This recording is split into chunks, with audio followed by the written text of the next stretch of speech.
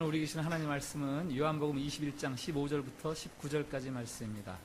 제가 가진 성경 신약성경 185페이지 요한복음 21장 15절부터 19절까지 말씀입니다. 신약성경 185페이지입니다.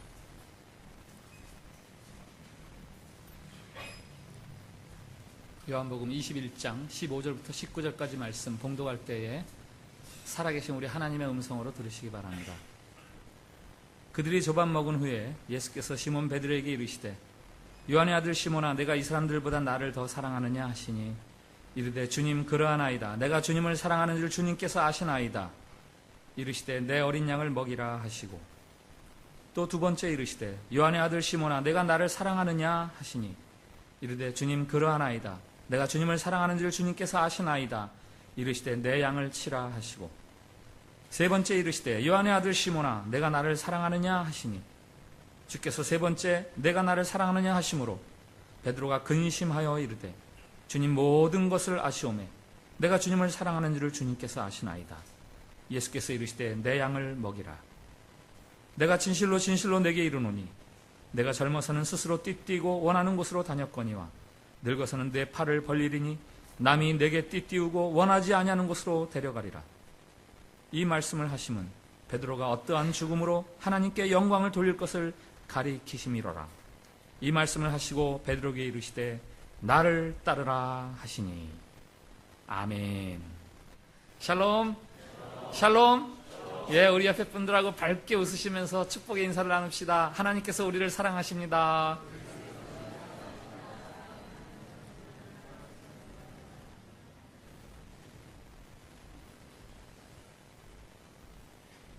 (20세기) 중반에 활약했던 미국 작가 중에 플래너리 오코너라는 단편 작가가 있습니다. 그가 쓴 작품 중에서 칠면조라는 작품이 있는데 그 작품의 주인공은 롤라라는 소년이에요. 롤라는 이상하게 뭔가 하기만 하면 일이 잘못되는 거예요. 일이 어긋나고 어그러지고 말썽을 일으키고 그 어린 소년이지만 자기 자신에 대해서 자신감이 점점 없어지는 거죠. 어느 날 부모님이 자기에 대해서 하는 말을 몰래 엿듣습니다. 롤라 걔는 왜 그래? 친구들하고 잘 어울리지도 못하고 난들 알아요? 자기를 향해서 말하는 부모님들의 대화를 들으면서 그렇지 않아도 내가 지금 잘 안 돼서 죽겠는데 엄마까지 아빠까지 점점 더 의기소침해지는 거죠. 어느 날 롤라가 산에 갔는데 칠면조를 발견했어요. 너무너무 커요. 야, 저걸 잡았으면 좋겠다. 그걸 보는 순간 그런 생각이 드는데 금방 다른 생각이 드는 거예요. 야, 너 같은 게 뭘 저런 걸 잡어. 저 네가 잡기 너무 크잖아. 아무튼 롤라는 그렇게 그 칠면조를 드디어 그날 잡긴 잡았어요. 사실은 다른 사냥꾼의 총에 맞아가지고 이미 부상을 입은 칠면조라 롤라가 잡을 수 있었던 거죠. 어깨에 메고 내려오는데 신이 나는 거예요. 하나님 감사합니다. 내가 이렇게 큰 칠면조를 잡게 하시니 감사합니다. 동네에 지나가면 자기를 보고 사람들이 할 말이 막 상상이 되는 거예요. 발이 땅에 닿는 것 같지가 않아요. 막 너무 기분이 좋아가지고. 아닌 게 아니라 동네에 들어가니까 사람들이 자기를 보고 와, 저를 꼬마고 어떻게 저렇게 큰 걸 잡았어? 막 이러는 것 같고요. 야, 적어도 4kg, 5kg는 되겠는데? 막 이런 말이 막 들리고요. 신이 났어요. 빨리 부모님이 가서 이걸 알려드려야지. 근데 중간에 깡패를 만나요. 깡패들을 만나요. 그래서 꼼짝없이 오, 이거 칠면조 되게 큰데? 그러면서 빼앗기는 거예요. 자기가 잡은 칠면조를 자랑스럽게 들고 가는 깡패들을 바라보면서 기분이 급 강화됩니다. 오늘은 정말 일이 좀 잘 되는 줄 알았는데 이게 뭐야? 그 소설의 마지막은 이렇게 끝나요. 걸음아 날 살려라 하고 뛰었다. 집 앞길에 들어서자 심장은 다리만큼이나 빨리 뛰고 있었다. 그는 무서운 하나님이 자기를 움켜쥘 듯 쫓아오고 있는 것만 같았다. 크게 기대했던 일이 혹은 기대대로 되어가던 일들이 갑자기 뒤틀리면서 아휴, 역시 난 안 돼. 내가 하는 일이 그렇지 뭐. 이런 상황이 우리에게 많이 있지 않습니까? 하나님이 날 도와주실 리가 없지.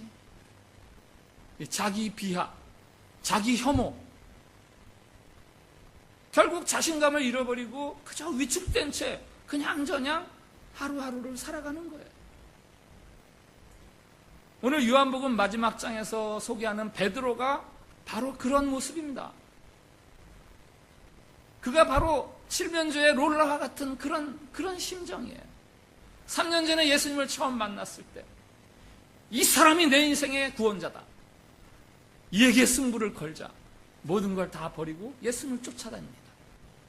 예수님이 가르치시는 말씀과 그가 행하시는 일들을 보면서 역시 내가 빠르게 선택한 거야.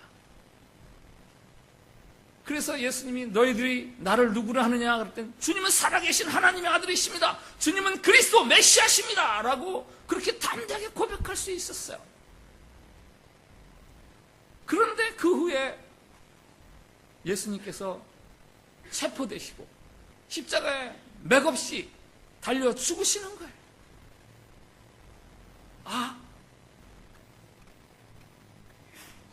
거기다가 그 예수님께서 체포되고 죽으시던 그 순간에 자신의 모습이 오버랩되는데 이게 너무 치사스러운 거예요. 내가 생각해도 스승이 잡히는데 자기는 주량이 낭쳐버리고, 어쩌다가 너 예수님의 제자 아니냐, 그의 일행이 아니냐, 아니야 내가 그러려면 내 손가락에 장을 지지지.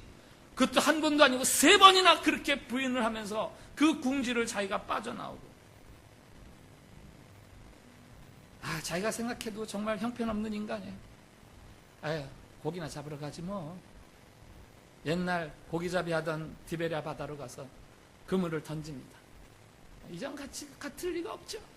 고기가 한 마리도, 밤새 그물을 질러도 한 마리도 잡히지 않죠.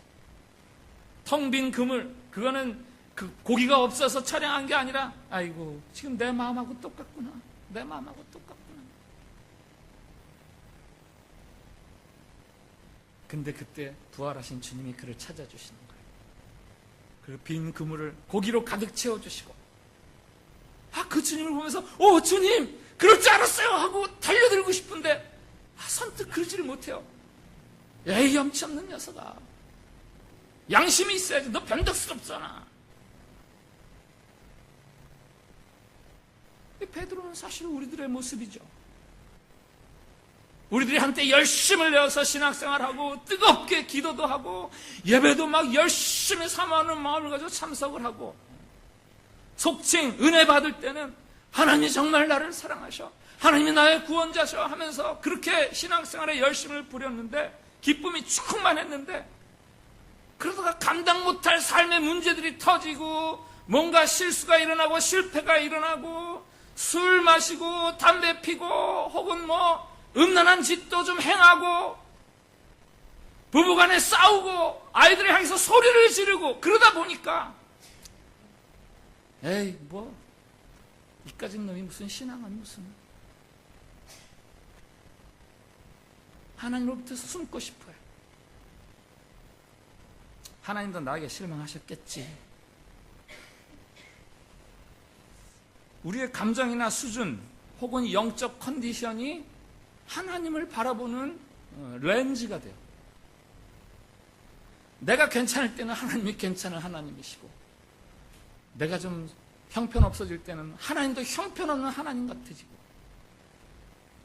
그래서 파스칼이 이런 말을 하는 거죠. 하나님은 인간을 자기 형상대로 지으셨고 인간도 그대로 보답했다. 이게 무슨 말이냐? 하나님이 인간을 하나님의 형상대로 지으셨잖아요. 인간도 하나님을 자기 형상대로 만들어낸다는 거야. 예를 들어서 내가 미워질 때는 하나님도 날 미워하시지. 자신의 실패나 범죄로 인해서 자기가 죄책감에 짓누를 때는 지금 하나님이 나를 짓누르고 계시는 거야. 나에게서 시작된 감정 혹은 내 상황이 하나님에게 투사되면서 나에 의해서 하나님이 이랬다 저랬다 변덕스러운 하나님으로 바뀌는 거예요. 제가 아는 한 친구 목사님 이야기. 31살 6살 난 딸과 아내와 더불어 아주 행복하게 생활했어요.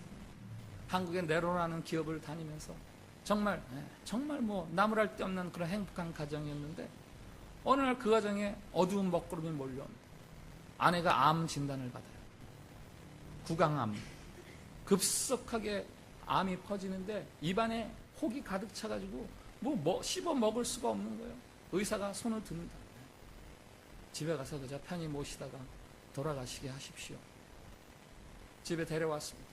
먹을 수가 없으니까 고기 국물을 끓이고 스프를 만들고 과일즙을 만들고 그 남편의 몫이죠. 몇 날 며칠을 그렇게 신경을 들다 보니까 너무 힘든 거예요. 잠도 못 자고. 어느 날 스프를 끓이는데 갑자기 그런 생각이 들더래요. 빨리 죽어라.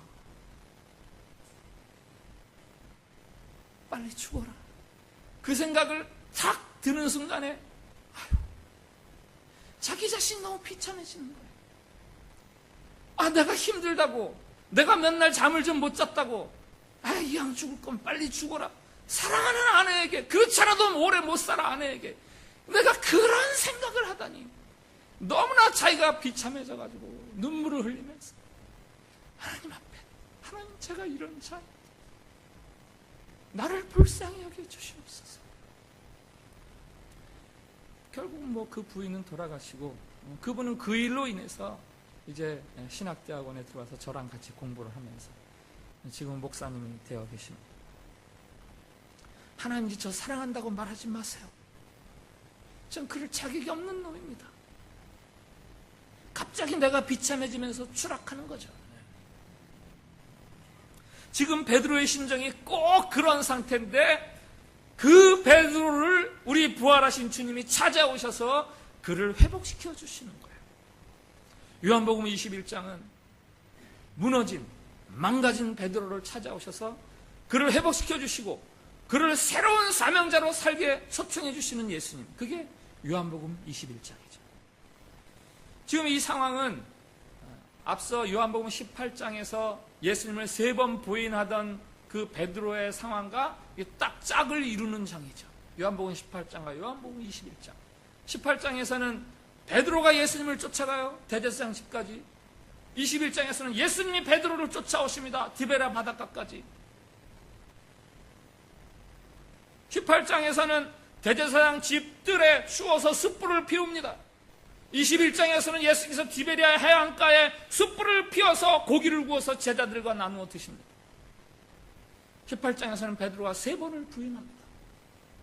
21장에서는 예수님께서 내가 나를 사랑하느냐? 3번을 물으십니다. 내 양을 치라, 내 양을 먹이라. 3번 사명자로서 살 수 있도록 초청을 해주시는 거예요. 밤새 그물을 던졌지만 한 마리 고기도 잡지 못했던 그 베드로의 텅 빈 그물과 같은 마음속에 주님이 오셔서 그를 회복시켜 주시면서 새로운 사명자로 살게 길을 열어주시는 거죠. 오늘 예수님이 베드로를 부르십니다. 요한의 아들 시몬아, 내가 이 사람들보다 나를 더 사랑하느냐? 요한의 아들 시몬아, 요한의 아들 시몬아. 사실 이 호칭은 베드로로서는 상당히 오랜만에 듣는 이름이에요. 요한복음 1장 베드로가 예수님을 처음 만났을 때 원래 그의 이름은 시몬이에요. 아버지가 요한. 그래서 사람들은 요한의 아들 시몬이라고 불렀어요. 예수님을 만났더니 예수님께서 너 이제부터는 시몬이라고 그러지 말고 베드로라고 그래라. 왜 그러는지 아세요? 참 흥미로워요. 시몬이라는 이름의 뜻이 있습니다. 조약돌. 어린애들이 갖고 노는 조약돌. 베드로는 반석, 큰 바위라는 뜻입니다. 제 이름은 시몬입니다라는 말을 듣고 너 시몬 아니야. 너 조약돌 아니야. 너 큰 바위야. 이제부터 베드로라 그래. 그로부터 3년 동안 베드로라고 불렸어요. 그런데 오늘 참으로 오랜만에 주님께서 나타나셔서 요한의 아들 시몬아, 내가 너의 연약함을 다 안단다. 그래, 네가 나를 배반했지. 베드로를 부르는 이 호칭 속에 그 같은 주님의 그 따뜻한 마음이 담겨요. 그리고 물으시는 거죠. 너 날 사랑하느냐? 베드로가, 아니 시몬이 주님을 사랑하는지 안 하는지 그거 좀 따져보려고 물으시는 건가요? 아니죠. 이 21장을 쭉 묵상을 하면서 너 날 사랑하느냐? 이 말씀은요, 나 널 아직도 사랑한단다 라는 그 주님의 고백이 담겨 있는 거예요. 시몬, 너 날 배반했지. 지금 나 쳐다보기도 힘들지. 그래도 내가 너를 찾아오지 않았냐? 그래도 나는 너를 사랑해. 지금 내가 힘든 게 있어. 네가 나를 배반했다는 게 나를 힘들게 하는 게 아니야. 그것 때문에 네가 힘들어하는 거, 그 모습이 나는 너 참 내보기에 힘들다. 넌 나 사랑하잖아. 나 사랑해 줄 수 있잖아. 베드로가 뭐라고 대답합니까? 주님이 하시잖아요. 한때 주님 앞에서 아닙니다. 이 사람들 다 배반해도 저는 배반하지 않습니다. 라고 큰 소리 쳤던 베드로예요. 근데 주님 아시잖아요. 이 말 속에는요, 다 하시면서 뭘 물어보세요. 그런 거죠. 베드로가 주님을 처음 만났을 때 주님 날 떠나주세요.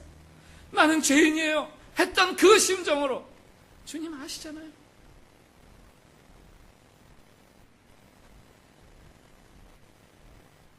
그때 내가 대제사장 집에서 나는 예수님의 제자가 아니라고 3번 말했는데, 맞아요. 나는 예수님의 제자가 아니에요. 나는 제자 자격이 없어요. 저는 제 말대로 제자가 될 수 없습니다. 이렇게 얘기하는 거죠. 주님 말씀하십니다. 내 어린 양을 먹이라. 내 양을 치라. 내 양을 먹이라. 실패가 맺어진 베드로를 향한 예수님의 완전한 신뢰를 보여주는 게 바로 이 말씀이죠. 이래서 초등학교에서 선생님이 학생에게 심부름을 시켰어요. 그 아이가 심부름을 잘못했어요. 망쳤어요. 선생님이 괜찮아. 신경 쓰지 마. 그래서 그 다음부터는 심부름 할 일이 있으면 다른 애들 시키는 거예요. 그러면 그 아이가 탁 눈치를 채는 거죠. 그때 내가 심부름 잘못해가지고 이제 나 심부름 안 시키네. 선생님 나 이제 못 믿네. 반면에 괜찮아. 신경 쓰지 마. 그 다음에 또 심부름 할 일이 생겼어. 야 이리 와. 이것 좀 해라. 그러면 뭐라고 그러겠어? 선생님 그때 내가 잘못했는데 그거 다 용서해 주시고 다시 또 날 신뢰해 주시는 그런 거 아니에요? 제가 초등학교 4학년 때 이런 똑같은 경험을 했거든요. 선생님이 심부름을 시키는데 심부름을 하는 정도가 아니라 이건 완전히 일을 완전히 박살을 냈어요. 막 너무너무 무섭고 이제 선생님 오면 큰일 났어요. 저만 혼자 그러는 게 아니라 온 반 친구들이 다 이제 선생님 오면 큰일 났다. 윤길이 쟤 때문에 큰일 났다 이제. 선생님 딱 오시더니 괜찮아. 그래서 계속해서 저를 세워주시는 거예요. 전 지금도 그 선생님이 얼마나 고마운지 몰라요. 그때 내 양을 먹이라. 내 양을 치라. 예수님이 베드로를 일꾼으로 부려먹으려고 내 좀 손이 좀 필요한데 너 나 좀 도와줘라 이르려고 이 말씀을 하시는 거 아니죠. 너를 완전히 신뢰하노라. 오늘 말씀 18절 19절에서 들려주시는 예수님의 최종적인 말씀, 나를 따르라라고 끝나는 예수님의 최종적인 말씀은 뭡니까? 간단하게 줄이면 너 하나님의 영광을 위해서 죽을 수 있어. 너 하나님의 영광을 위해서 죽을 수 있는 사람이야 라는 말씀 아니에요? 너 나를 따르다가 부인하고 넘어졌지만 너는 하나님의 영광을 위해서 죽을 수 있는 자리까지 갈 수 있는 위대한 내 제자야. 베드로를 자기 비하, 자기 혐오에서 해방시켜 주시면서 베드로 스스로 이제 주님을 따라 살아감으로 그 영광스러운 삶을 살아갈 수 있도록 초청해 주시는 주님의 마지막 초청이죠. 우리는 지난 한 달 반 동안 우리를 자유하게 해주시는 주님에 대해서 말씀을 함께 나누었습니다. 두려움에서, 또 소외감에서, 열등감에서, 죄에서, 죽음에서 우리를 자유하게 해주시는 우리 예수님. 하나님이 우리를 얼마나 사랑하시고 주님께서 우리를 얼마나 사랑하시는지 그 이야기에 대해서 듣고 또 들었습니다. 지금 베드로가 그런 거예요. 다시 또 주님께서 베드로를 향해서 내가 너를 신뢰한다, 내가 너를 사랑한다라면서 그 사랑과 신뢰의 고백을 다시 한번 들려주시면서 베드로를 영광스러운 제자로 살아갈 수 있도록 초청해 주시는 거죠. 이제 이후로 베드로에게 능력이 있다면 그건 자기 자신의 능력이 아니에요. 자기 자신 안에서 있는 어떤 것이 아니에요. 이제 베드로에게 능력이 있다면 그것은 그럼에도 불구하고 나를 사랑해 주셨던 그 주님의 사랑, 그것만이 베드로의 유일한 능력이 되는 거예요. 그 이후 베드로가 십자가에 달려 죽기까지 제자로서 살아갈 수 있었던 힘은 베드로에 의해서 생긴 것이 아니라 그를 끝까지 포기하지 아니하시고 그를 불러주시는 예수 그리스도의 사랑, 그것 때문에 그가 끝까지 갈 수 있었던 거죠. 베드로가 그렇게 고백하잖아요. 베드로 전서에 너희가 전에는 백성이 아니더니 이제는 하나님의 백성이요, 전에는 긍휼을 얻지 못하였더니 이제는 긍휼을 얻는 자니라. 너희가입니까? 베드로가 편지를 쓸 때 아니죠. 나는 전에는 백성이 아니었는데 이제는 하나님의 백성이요, 나는 전에는 긍휼을 입을 자가 아니었는데 지금은 긍휼을 얻고 있는 자입니다. 그런 고백을 하는 거 아닙니까? 오직 너희는 택하신 족속이요 왕같은 제사장들이요 거룩한 나라요 그의 소유된 백성이니. 베드로가 교회에 하는 이 말은 너희들이 아니라 바로 나는 택하신 족속이요 왕같은 제사장, 거룩한 하나님 나라의 백성. 이는 너희를 어두운 데서 불러내어 그의 기이한 빛에 들어가게 하신 자의 아름다운 덕을 선전하게 하려 하시니라. 이는 나를 어두운 데서 불러내어 그의 기이한 빛에 들어가게 하신 자의 그 아름다운 덕을 선전하게 하시려고 하나님께서 나를 그렇게 새롭게 해주셨노라. 이 말은 시험을 너끈하게 이긴 자가 하는 말이 아니에요. 시험을 넉넉하게 이긴 자가 하는 말이 아니라 시험에 완전히 내동댕이 쳐져서 박살난 사람이 그럼에도 불구하고 자신을 찾아주시고 자신을 회복시켜주시고 사명자로 살도록 초청해 주시는 그 하나님의 사랑, 예수님의 사랑, 그것을 경험한 자가 드리는 고백인 거예요. 우리가 살아가는 이 사회는 비판과 냉소, 남을 흠집내는 것, 이런 데는 참 빠르고 그래서 갈등을 일으키고 참 시끄럽지 않습니까? 잘못을 지적하는 데는 재빠르지만 잘한 점을 인정해주고 지켜주고 격려해주는 데는 참 더딘 게 우리들이 살아가는 이 세상이에요. 우리 스스로에게도 마찬가지죠. 우리의 실수와 우리의 잘못한 것들, 이런 것들에는 자꾸 생각을 하면서 내가 잘하고 내가 좀 긍정적인 면들은 자꾸 위축되는 게 우리들의 삶의 사고방식 틀이 이제 그렇게 자꾸 주어지고 있어요. 사실 이것은 사탄의 전술이라고 생각해요. 너는 자꾸 쓸모없는 자다, 너는 잘 못한다, 넌 안 된다, 형편없어 너는, 이렇게 이야기하는 건 사탄의 소리예요. 하나님은 언제 어떤 형편에서도 우리에게 그렇게 이야기하신 적이 없으세요. 사탄은 우리의 실수나 약함을 가지고 우리를 고발하지만 우리의 날개를 꺾어버리려고 해요. 아예 이김에 그거 가지고. 그러나 하나님은 그럼에도 불구하고 아니야, 너는 할 수 있어, 너는 영광스러워, 너는 하나님을 위해서 죽을 수 있는 그런 위대한 제자가 될 거야 라면서 우리를 격려해 주시는 거죠. 여러분 명심하십시오. 우리가 매 순간 완벽하게 행동하지 못해도, 우리가 실패해도, 심지어는 저와 여러분이 범죄할지라도 하나님은 우리를 버리지 않으신다는 거예요. 우리가 그것을 딛고 다시 새롭게 도약하기를 원하시는 게 하나님의 마음이에요. 한 셀 리더가 고백합니다. 그동안 멤버들을 위해서 얼마나 애쓰고 헌신하고 정말 노력을 많이 했는데 돌이켜보면 멤버들이 변화가 없대요. 멤버들이 변화가 없대요. 삶의 어려운 것도 그냥 늘 그렇고 신앙적인 모습도 좀 그런 중에서 좀 꿋꿋한 모습을 보여주면 참 좋겠는데 너무 연약해서 휘둘리고 이건 내가 잘못하는 거 아닌가, 그동안 한 게 잘못하는 것 같고 이거 리더 자격이 없어서 그런 것 같고 제 리더 자격이 없나 봐요. 우리는 상황에 혹은 결과에 눈이 멀어서 하나님을 의심하는 거예요. 우리를 바라보는 하나님의 그 약속된 시선, 그것에 대해서 우리가 자꾸 의심하는 거예요. 하나님의 사랑에서 우리를 제외시키려고 그럽니다. 남들을 바라보고 환경을 바라보고 자꾸 내가 왜소해지고 부끄러워지고 싫어지고 스스로에게 말해. 그봐, 넌 안 돼. 넌 못해. 그러나 주님은 그렇게 얘기하지 않으세요.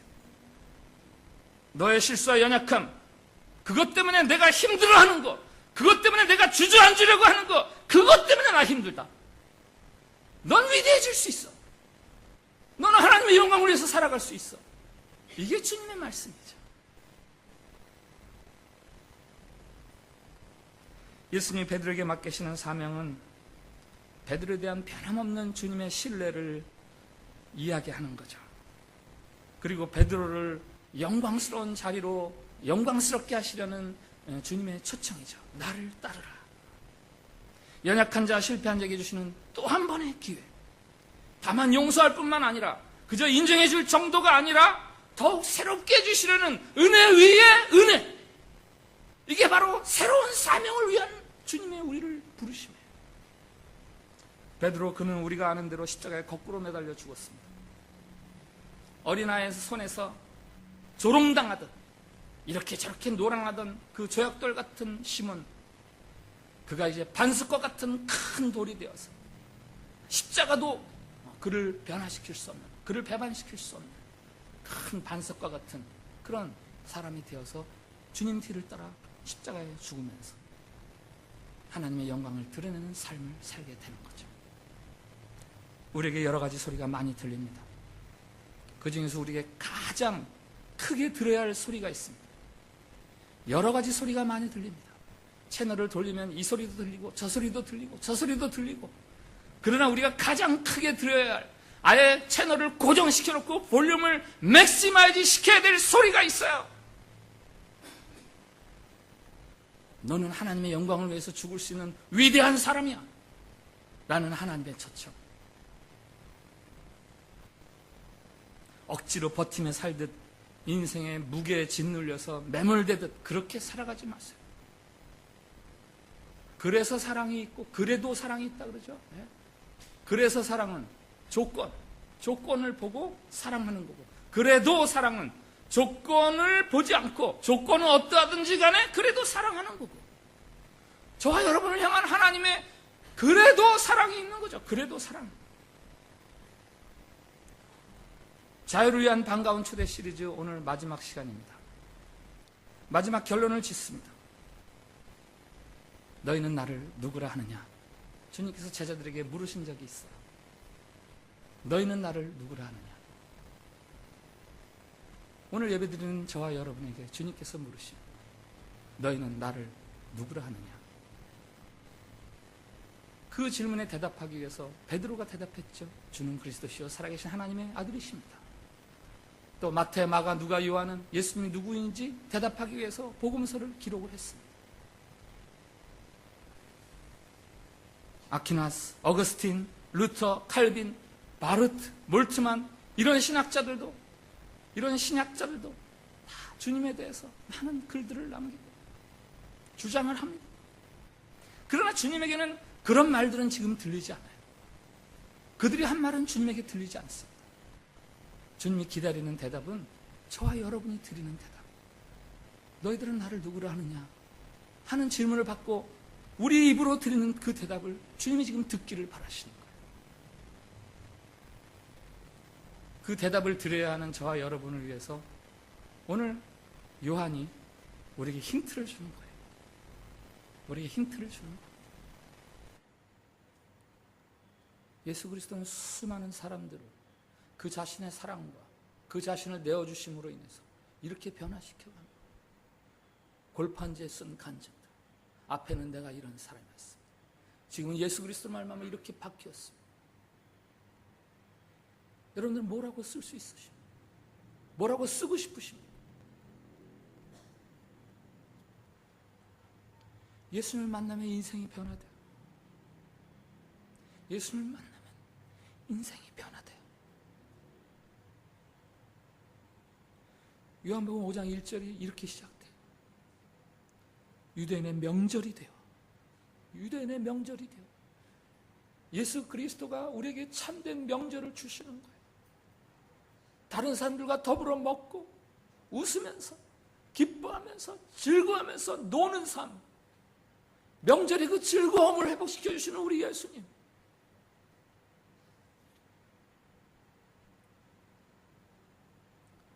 미우라 아야코라는 일본 작가를 아시죠? 빙점, 이 질그릇에도 길은 여기에 90여 편을 쓴 일본의 대표적인 기독교 작가인데, 학교 시절부터 13년 동안 폐결핵하고 척추 장애로 인해서 꼼짝 못하고 누워서 생활하던 사람, 얼마나 삶이 저주스러웠겠어요. 그러다가 예수 그리스도를 그가 알게 됩니다. 예수 그리스도를 믿는 청년 사랑의 고백을 받게 됩니다. 그러면서 그가 회복이 일어나고, 그래서 이제 문학적인 재능을 가지고 사람들에게 많은 영향력을 미치고, 그가 이런 고백을 합니다. 나는 건강을 잃었지만 그리스도를 만났고 남편을 만났고 하나님을 만났습니다. 그가 남긴 여러 삶의 에피소드들인데 그 중에 하나만 소개하겠어요. 남편 직장 생활하고 어떻게 좀 가게에 도움이 될까 해서 가게를 하나 냈어요. 근데 웬일인지 아무튼 친절하게 했겠죠. 잘 되는 거예요. 사람들이 막 너무 와서 물건을 많이 사주는 거예요. 어느 날 퇴근 시간에 남편이 왔어요. 남편이 합니다. 옆 가게들은 텅텅 빈는데 우리 집에 손님이 넘치네. 그 말이 미국과 아야코에 들렸어요. 어떻게 반응했겠습니까? 아유, 신나. 내가 너무 잘하는가 봐. 그런 게 아니라 그 다음 날부터 사람들이 꼭 찾는 물건을 하나씩 자기 물건에 놓질 않는 거예요. 예를 들면 라면은 내 가게에 놓질 않는 거예요. 라면 사러 오면 아우 죄송합니다. 라면을 미처 준비 못했는데 저 옆에 가게 가면 라면이 있습니다.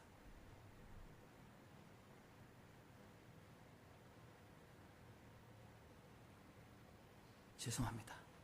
옆에 가게 가시면 살 수 있습니다. 이게 그리스도 안에서 새로운 생명을 누리는 자의 여유로운 모습이죠. 오늘 세 번째, 열등감에서의 자유. 다른 제목을 하면 우월감에서의 자유. 다른 사람을 경쟁인식으로 경쟁 대상으로 인식하고 날마다 전쟁하듯 살아가는 우리들의 삶에서 예수 그리스도의 사랑이 우리를 자유하게 하시면서 너그럽고 사랑하면서 사랑받는 즐거움 속에서 그렇게 살아갈 수 있게 해주십니다. 그 예수님을 여러분들이 만날 수 있길 바랍니다. 기도하겠습니다.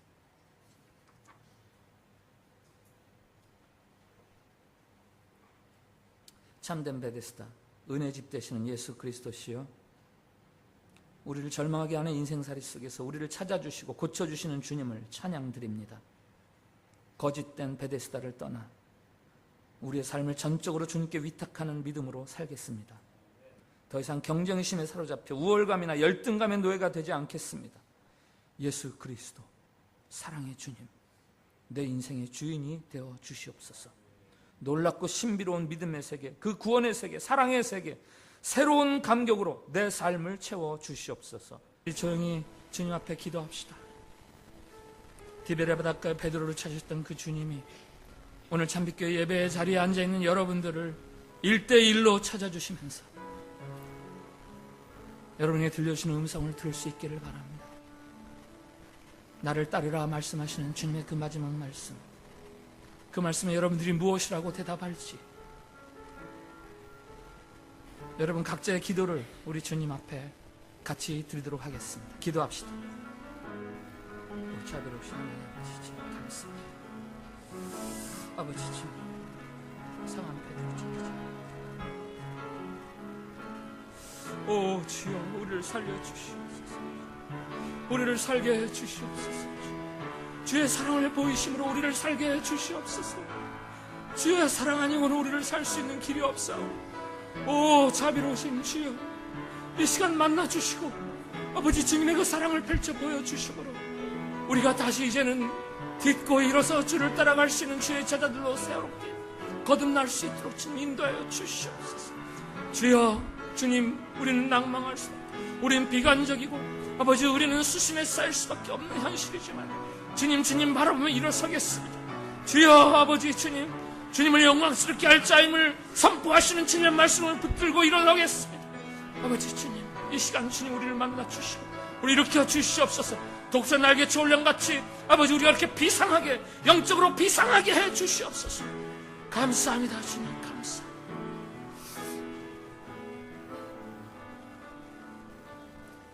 인생의 여러 가지 어려움과 난관 앞에서 쓰러지고 상처 입고 아파하는 자들을 포기하지 않으시는 우리 주님, 주님의 그 사랑을 생각합니다. 자신의 약함 속에서 허물어져가는 한 사람을 찾아주시고 그를 다시 위대한 믿음의 사람으로 일으켜 주신 같이 우리 모두를 찾아주시고 우리로 하여금 다시금 일어설 수 있도록 해 주시옵소서. 삶에 지쳐 피곤해진 저희들에게 다시금 주님의 그 위로와 격려의 음성을 들려주시고 바위와 같은 든든한 사람으로 자라나게 해 주시옵소서. 주님을 영광스럽게 하는 제자로 살아가겠습니다. 예수님의 이름으로 기도합니다. 아멘.